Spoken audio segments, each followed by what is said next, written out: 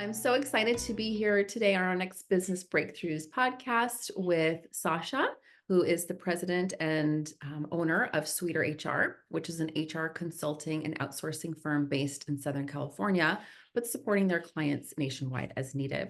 She started SweeterHR in 2019 to provide proactive HR support to small and medium-sized businesses. She leads a team of 6 HR experts who specialize in compliance and people. SweeterHR has a large client base in California and understands California's unique challenges and complex labor laws, as I'm sure some of you are very aware. However, they have a multi-state presence and coast to coast and often take on MSOs. Sasha herself has 15 years of experience in business consulting, recruiting, HR consulting, and experience in multiple industries, including cannabis, manufacturing, engineering, nonprofits, professional services, tech, production, and entertainment. And while working full-time with a toddler in tow, Sasha got her MBA and master's in psychology, which of course further strengthened her HR knowledge base.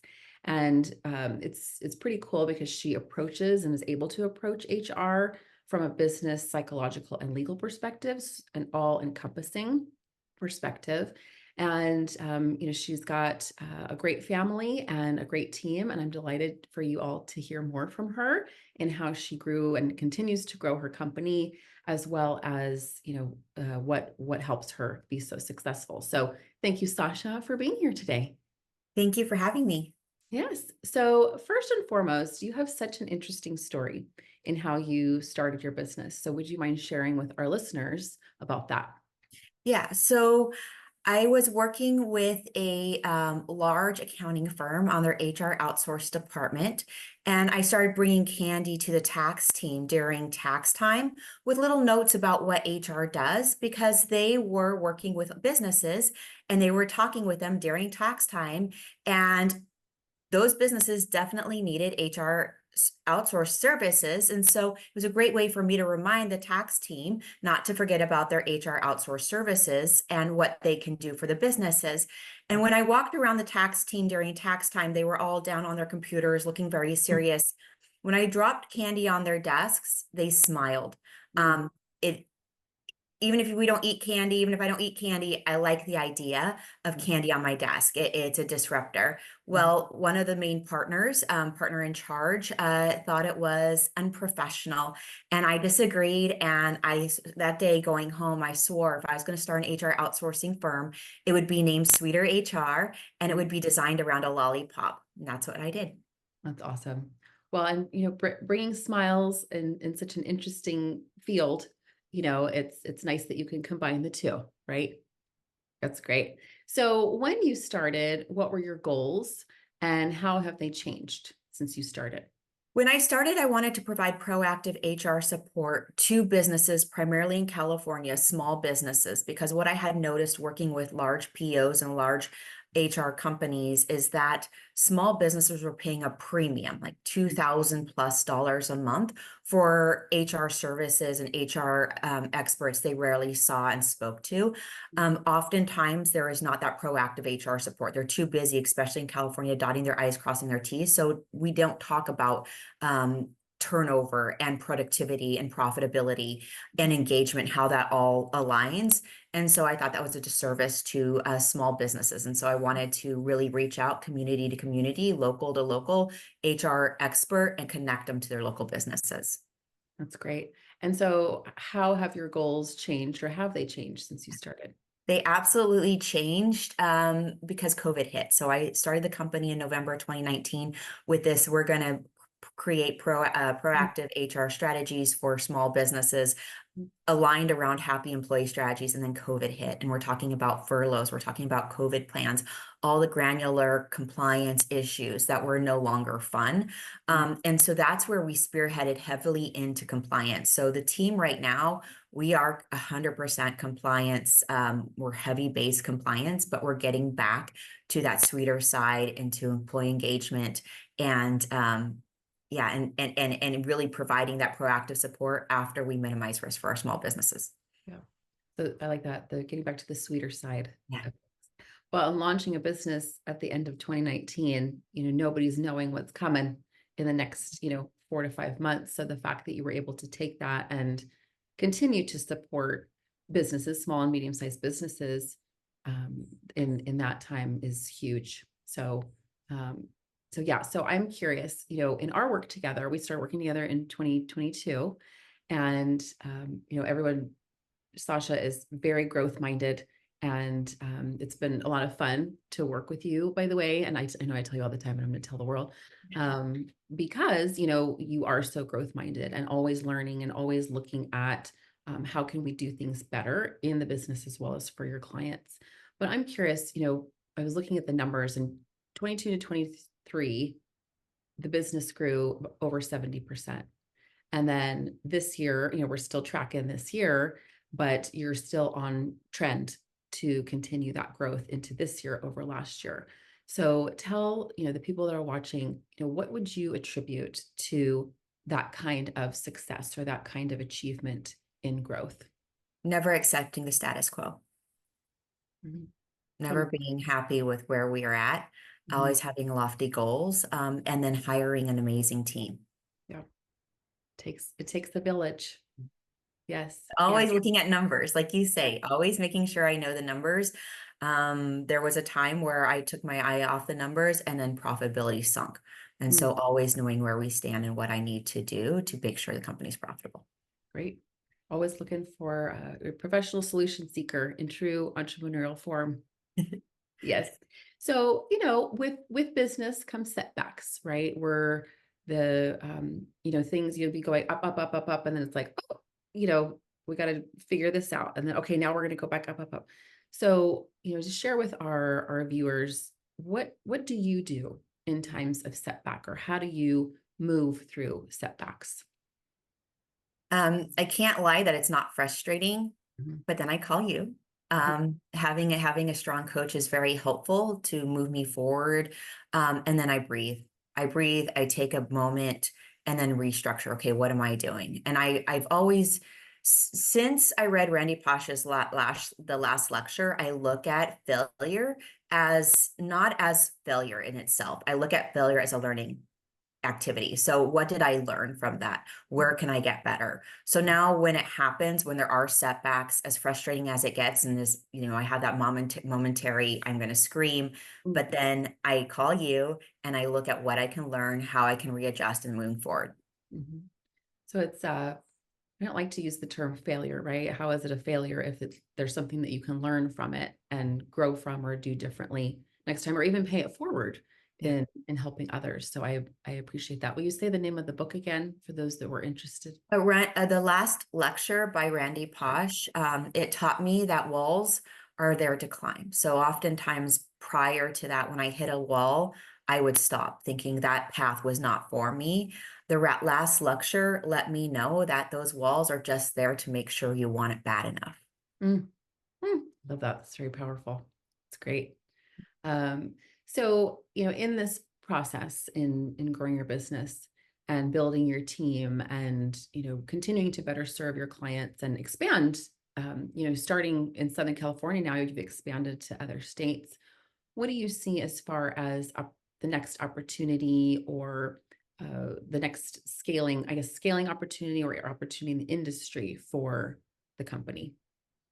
Um, I really I started out to connect local HR experts to local businesses, Mhm. um, to drive value and to also empower wonderful HR experts to leave those corporate jobs and go out on their own and enjoy the benefit of owning their own business. I did notice one of the reasons I also went into this business is I knew that there were great HR people who had tried to have their own HR consulting firm, but they weren't able to make it. Some are not used to sales, some are not used to marketing.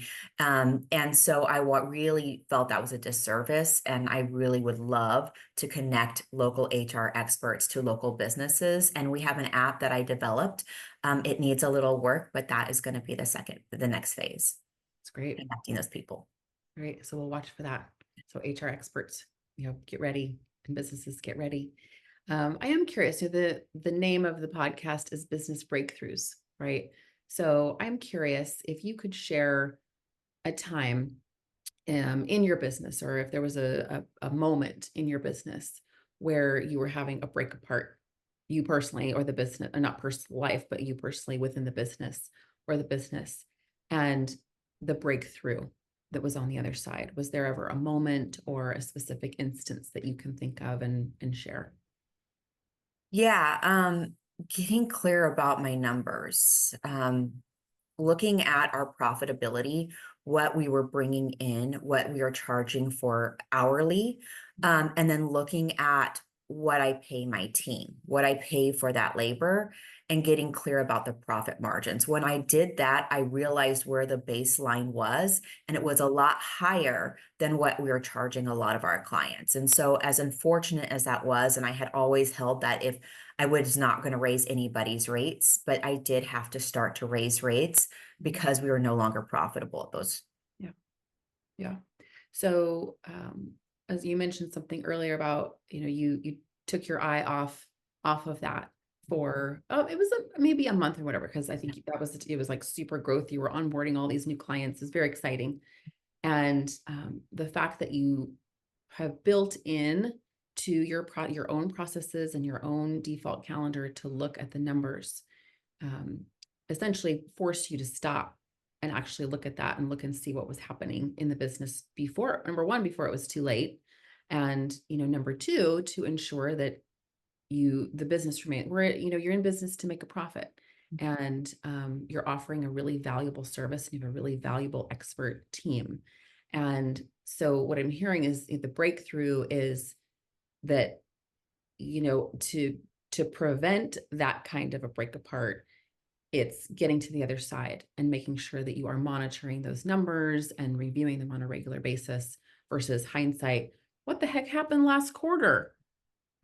Yeah, too many times, having been a business consultant before I entered this entrepreneurial world, I had clients that would tell me it was harder and I made less money with a team of 10, team of 20. And they go back down to a small team. And that's because they're not keeping an eye on their profitability. Wow. So, numbers, financials are often, bad words, according to, some business owners, where it's like, oh, you want me to look at the numbers or profit? What's profit? So what would you say to encourage a business owner to start looking at their numbers? Well, I feel like most business owners that I work with are high Ds, like from the DISC assessment, high driven, competitive. So compete against yourself. I have my QuickBooks online. I'm on my phone every evening looking at where we are.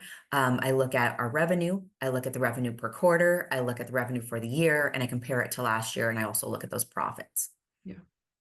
So, what would be a good starting point for someone who hasn't necessarily looked at or watched their numbers, or doesn't know where to look or what to look for? Get on a website like QuickBooks, or get your books on QuickBooks. Have a competent bookkeeper, because I'm not doing my books.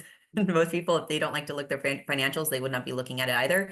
And then make it a habit of looking at your profit and loss, looking at your balance sheet, and making a competition against yourself. Mm-hmm. What kind of competition?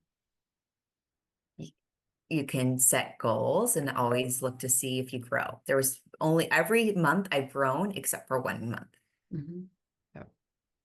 It's been so much fun being part of your journey. Yeah. And I love it too, because she'll text me when she gets a win or call me or whatever. And it's just, it's been, you've been very intentional about your growth. Yeah. And I think that is also huge, that, having those numbers, setting the goals, right? Just starting to build, like you said, the habit of looking at those numbers, that you start to get more comfortable with that.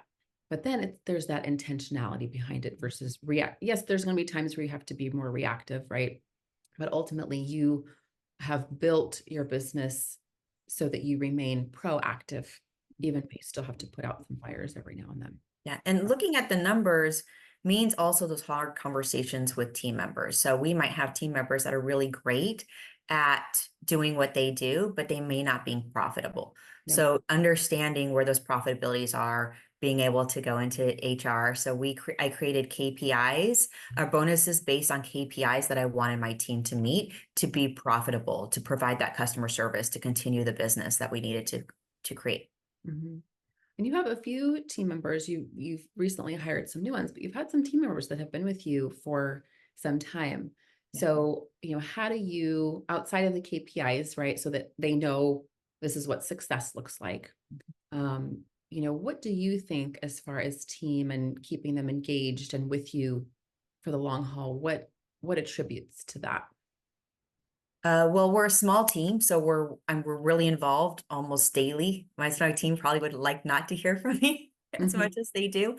But we have a weekly team meeting, so I do ask them all to be on the team meetings. And sometimes we have fun things like we play Kahoots. I celebrate every birthday, I celebrate every anniversary. And when we have a work anniversary, I design a Kahoot for that person based on their likes. So we've done a lot of Taylor Swift Kahoots, a lot of sports Kahoots, some fun things, and the team gets really competitive, which is fun to see. Mhm. Tell viewers what a Kahoot is. Oh, Kahoot is a really fun software where you can create games. So I also use it for trainings like sexual harassment prevention training, which needs to be interactive in California. And at the end of the training, I have everyone log in their phones, and we ask a whole bunch of questions based on the training. And at the end, they get candy if I'm on site. Yeah. And we can do it on Zoom. You can set it up, and it's a lot of fun. Yeah. I love that you give out candy when you're done. Why not? We're SweeterHR. That's Candy's awesome. right. It's kind So of like what on we do. brand. Yeah. Well, if I may add what I've seen as far as your team goes as well, the regular meetings and keeping everybody on the same page, and also building the fun and culture and things like that, is you have you're very clear on where you're going and where you're taking the business, and you're very clear with your team about this is where we're headed and that you want them to be part of it. And they want to be part of it too. And I think that's huge. So that when things get busy or times get tough or whatever, everybody's like, we're still moving forward. We're still on the same page. We still keep going. And I'll admit I am tough. I am intense, some would say. But I always make sure that my team knows where I see them, where I want them to go. I always like to let them know where their strengths are. When they do a great job, I let them know. I give them a little reward through Sugar Wish or whatever it may be. Again, keeping with the sweet theme. Mhm. And yeah, I mean, we have to work hard, but we get to celebrate. And we also have a goal this year. When we hit our revenue goal, I'm taking the team to Napa. Ooh, look, I'll put some time on. Let me know when you're Okay, there. okay, Julie, you'll be there. Yay. Well, thank you so much, Sasha, for sharing insights and some behind the scenes and some great just tips and things for people to think about as they are either starting a business or growing a business.